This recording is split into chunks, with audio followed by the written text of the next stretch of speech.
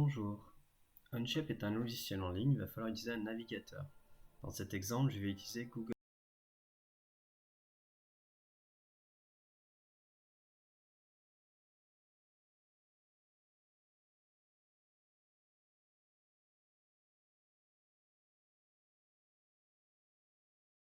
En fait de traduire la page, donc soit vous la laissez en anglais, la langue par défaut, soit vous pouvez la passer en français si besoin. Se connecter à droite pour s'identifier. Vous avez besoin d'une adresse mail et d'un mot de passe que vous avez dû créer précédemment. Vous connectez. Votre interface se présente de cette façon. En haut, vous allez avoir un bandeau avec les différents éléments que vous venez de consulter.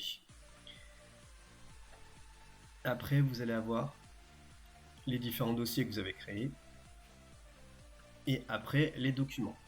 Cette présentation, vous pouvez la faire passer sous forme de liste ou la laisser sous forme de vignette.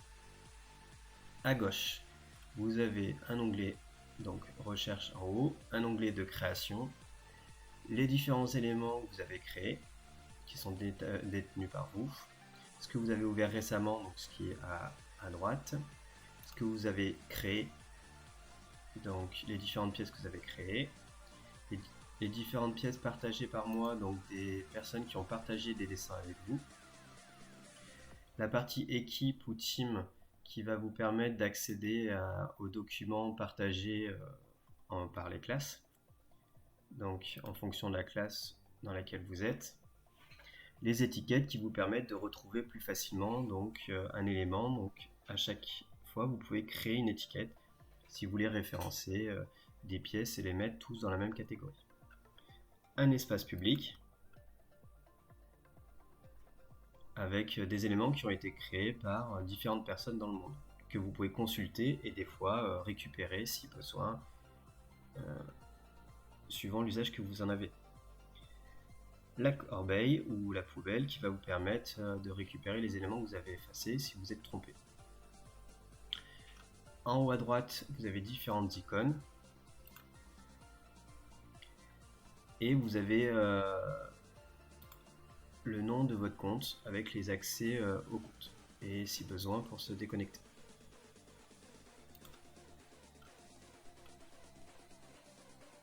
Quand vous voulez créer un document, pensez bien à le créer dans l'espace dans lequel vous voulez travailler. Donc, est-ce que c'est un document personnel, donc vous allez le mettre dans votre espace à vous, détenu par moi. Si c'est un travail en classe ou à partager, pensez bien à le mettre dans les espaces partagés. Donc ici, je vais le créer dans une des classes. Je veux créer à cet endroit-là. Je vais pouvoir cliquer sur créer. Je peux créer un nouveau dossier ou un document suivant le travail que j'ai à faire. Je pense à nommer ce document. Et la page va se créer et va s'ouvrir. En fait, un document est un ensemble de pièces dans lequel on va pouvoir travailler et créer un assemblage. Donc, vous allez avoir en bas à gauche donc la pièce de départ que vous allez pouvoir créer. Vous pouvez la renommer. Vous allez par défaut avoir un assemblage. Si vous avez besoin de créer plusieurs pièces, il vous suffit de cliquer sur le plus et de cliquer sur créer un atelier de pièces qui fait que vous allez créer une nouvelle pièce qui va apparaître en bas et que vous allez pouvoir aussi modifier. Toutes les pièces que vous créez en bas pourront être assemblées après dans votre espace assemblage.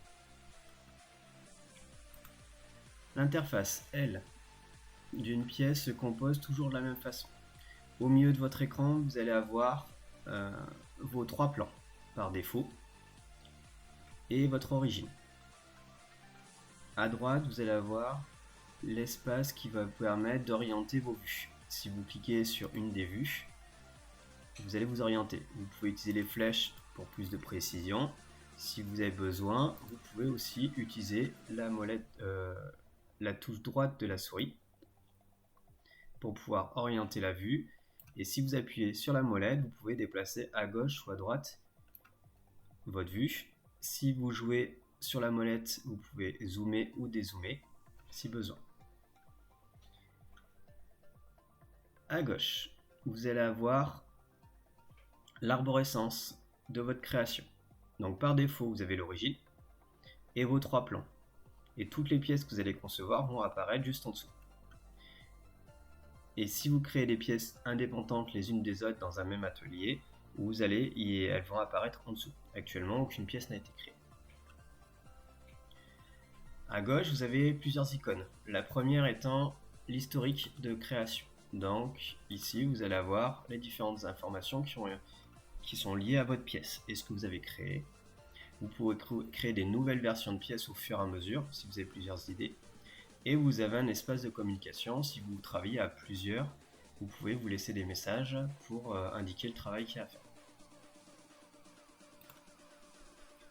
En haut, vous avez les informations, donc si vous voulez créer une esquisse, et toutes les icônes des différentes fonctions.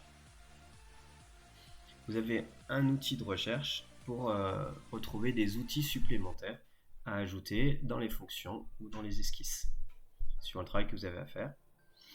Tout en haut de votre page, vous avez le dossier dans lequel se trouvent les informations, le nom de votre fichier et le mode dans lequel vous êtes. Donc dès que vous avez un petit chapeau comme celui-ci, vous êtes en mode éducation.